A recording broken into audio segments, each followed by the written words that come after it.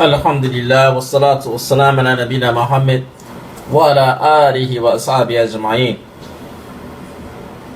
قال رسول الله صلى الله عليه وسلم: يا معشر الشباب من استطاع منكم الباءة فيتزوج فإنه أغض لبصري وأحسن لفرج. فمن لم يستطع فعليه بصوم فإنه له وجاء. The Messenger of Allah sallallahu alayhi wasallam has narrated, O the youth, for the present youth, whoever from amongst you are able to marry, able, have the ability, have the means, so he shall marry. Desire and the means. For him, it will lower his gaze, and it's a fortress for his private part, or preserve his private part. And whoever is not able to do so, to fast, for indeed for him it is a shield. From our continuation from yesterday related to marriage and nushuz, marital issues, wa talaq, and divorce, wa ma bayna dhalik, and whatever is between that, I spoke about some things that cause marriages to go bad, cause problems in the marriage, and marriage to go bad. And nushuz. Nushuz means marital discords, and nushuz al-nisa, or nushuz al-mar'a, the discord, the marital disobedience from a woman, when nushuz al-rijal.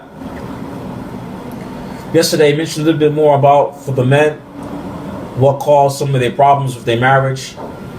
Today I'd like to speak more about sisters. Today I mentioned related to sisters, or I'm going to mention today related to the sisters, to be blunt and straight up for Westerners, Muslim women who come from the Western society. For I find majority of them in their marriage have the most struggles, due to being, as I mentioned yesterday, in this Western society, where a society that the role of the man and woman has become switched.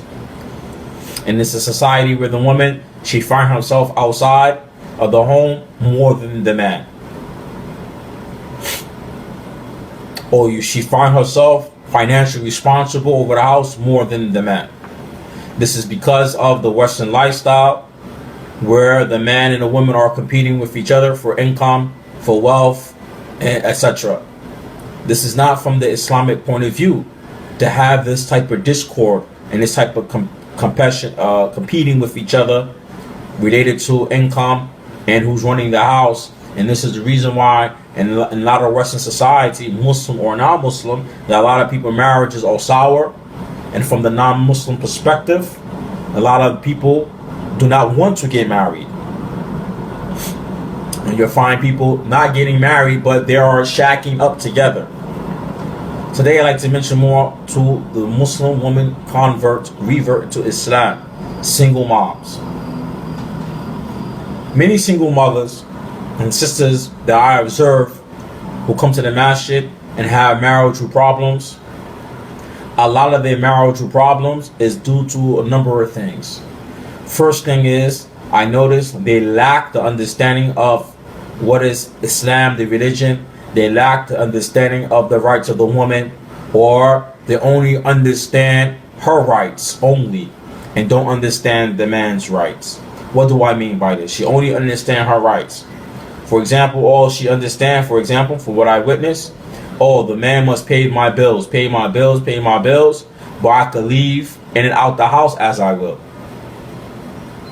The man have to take care of this and buy me this and pay the bills and pay my rent and pay the bills, but I can speak to the man any way I want to. Or the man has to take care of my bills, and I see him only as an ATM. They'll do my services to him as a spouse. I do not understand what are my rights as a wife to the husband. And this is a lot of the problems why a lot of single sisters, who are meaning here single sisters, meaning they was married and then they become divorced. I'm speaking about women who are athayyib. Athayyib in the Arabic language mean a woman who was previously married, or she is not a virgin anymore. Whether she's not a virgin because through the halal means, marriage, or she's not a virgin through un-Islamic means. Like for example, fornication or rape. So we have many sisters and who convert to Islam, revert to Islam, and mashallah, in many cases in this country, you'll find more women come to Islam than the men. You'll find more women converting to Islam than men. And you look and you see why the majority, a lot of women come to Islam than men. Well, there's a number of reasons. Women outnumber men in this population. Two, that the women have a reality check of the world due to that social structure of American culture, where the woman, she's out there like the man and she's getting brutalized from the society. So she sees the reality of the society and the harsh of the society. And many times when the woman, she learn about Islam, she see how Islam protects the woman. She see how Islam protects the woman. She see how Islam give women the honor. She see how Islam, women have rights. And this is why I come to my talk today, that many of the sisters, they understand their rights, but they don't understand the rights of the husband and the children in the household. All she understand, he must pay, he must pay, he must pay, he must pay this, he must pay that, he must pay this, he must pay that. And she doesn't treat the man rights. She doesn't give him his rights in Islam. And she doesn't even know what is the man's rights in Islam. Only thing about marriage she understand from this society, from what I see, she understand what the man must pay. and some of the issues, she thinks she know all the issues related to talaq and khulla. That's all the women know. And I'm talking about the women, most of them who convert to Islam. In many cases, when the sisters, let's talk the mind setting, when they convert to Islam or revert to Islam, and they might have children from previous relationships before Islam, or they have children from other marriages that didn't go well. If you was Muslim before, if you wasn't Muslim before and you convert to Islam and you became Muslim and you wasn't a virgin, you wasn't a bikr, we say in Arabic bikr, you wasn't virgin, you're a thayyib, and you've had a lot of relationship with boyfriends. A lot of times that many women, when they come from this type of setting, that they had a lot of men before they was Muslim, they've been with a lot of men, had a lot of different relationships with men, or have few children by different men, that a lot of times when they get married and they have marital problems, the first thing that comes to her mind is to leave the marriage or to get out the marriage. And this is because of the lifestyle that she had before she was Muslim.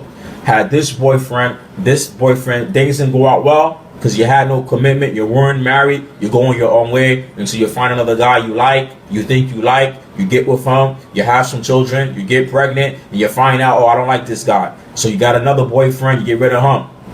So many of the sisters, when they come to marriage in Islam, that they pick their husband like they pick their boyfriends. They pick their husbands like they pick their boyfriends.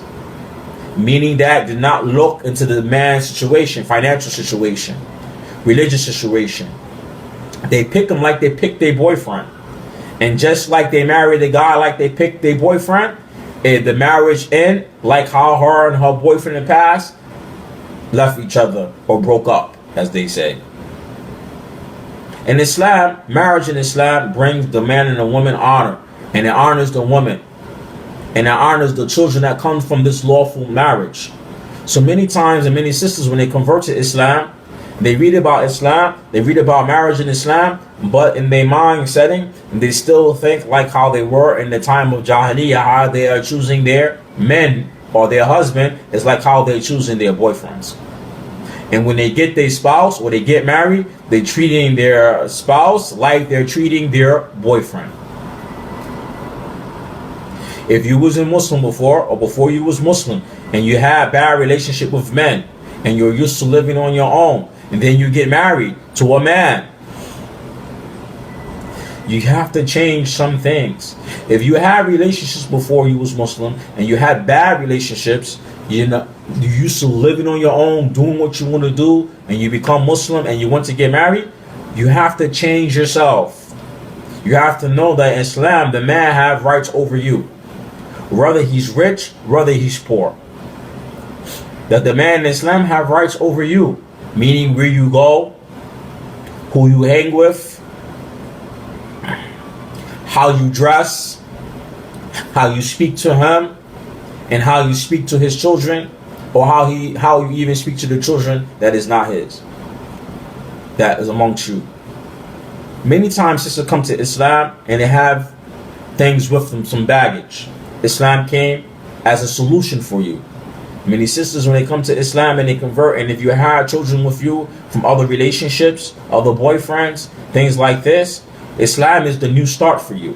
So you should start learning in Islam how to change your attitude. Once you're married in Islam, it's no longer this single woman thing. You're no longer this single woman thing. Do as I want to do, come as I want to come, go as I want to go, talk to the man as I want to talk to. You have to do some soul searching. You have to do some struggling within yourself to change your attitude, to change your perspective of a marriage. And how you should do this is first by learning what is marriage in Islam in and outs from Quran and Sunnah, and finding in the Muslim community good role models, marriage role models. People who've been Muslim, who've been married for 10, 20 years, 30 years, will have children, have successful marriage, have successful children. You need to find sisters like this and look how they deal with their husband and live with their husband. Some Muslim women who convert to Islam, sometimes if you live in a state like I live in New York City, big cities, a lot of times in big cities you have people who have a lot of social problems in the big cities due to the lifestyle how they live here. And the lifestyle how they live in the big cities is fast. It's fast lifestyle. Anything goes. Good manners and good morals are frowned upon. So many times we adapt this way. We adapt these bad morals and these bad manners, but we don't understand we have them. Even when we convert to Islam, we're still struggling or we don't know.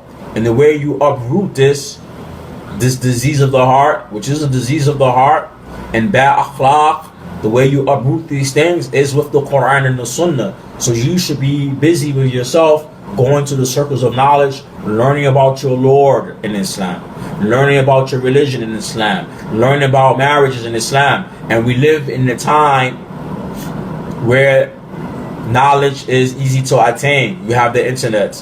And I will try to throw some links of some good speakers who talk about marriage and how to have an Islamic household, the authentic callers of Islam. I will try to put them in the link for the sisters. Next issue, I like to talk with the sisters, that those sisters will come to Islam and they have children. And they have children with them. And they get married. Many sisters feel that when they become Muslim and they have children and they get married to somebody, that the spouse is financially responsible for the children. I'm sorry, but he is not. The man is not financially responsible over your children. Wherever he gives your children, it is for him as sadaqah, is a reward, but he has no financial obligation over these children. But he should treat the children as he would treat his own children, with kindness. Now this has come with the dilemma of many sisters who have children and come to Islam, that some Muslim men do not want to marry women with children. Because some marriages, when the man marries a woman with children, the woman has issues with the man disciplining the children. Even though she wants him to financially help her a little bit and to feed them or to clothe them or to assist her, but she doesn't want the man to discipline the children. And when he disciplines the children, she gets upset and she gets mad. And she turns around and say, "Oh, this is not your children." But you want him to pay some money. You want him to buy your children some shoes. You want him to help you out. So if the man helping you out and he disciplines your children, you turn around and say to him, "Hey, this is not your kid." Then what you expect, the man is not going to help you or your children. And this is why a lot of men do not want to marry women who have children, especially women who convert to Islam, will have children. Many times you have sisters who have children and have female children, that the female children for her is the best friend. All her marital problem when she gets married, she tells it to the daughter, or the oldest daughter. And the oldest daughter, she turns around and she talks to the husband as she's talking to a grown person. She's talking as if she's grown to another grown person. When you're mad with your spouse, she become mad at the spouse and she disrespect the spouse, the husband. There's a lot of discord related to marriage and marital problems with people who have children, and why many people who wants to get married but don't choose to marry women with children from this country, and because of the discipline issues. Sisters, you got to learn that once you get married in Islam, you should always look for the right spouse for you, for your situation. Especially an individual or a man you're bringing to your house, you bring into your home, which is a place of privacy for you, or you're going to his home, which is a place of privacy for you.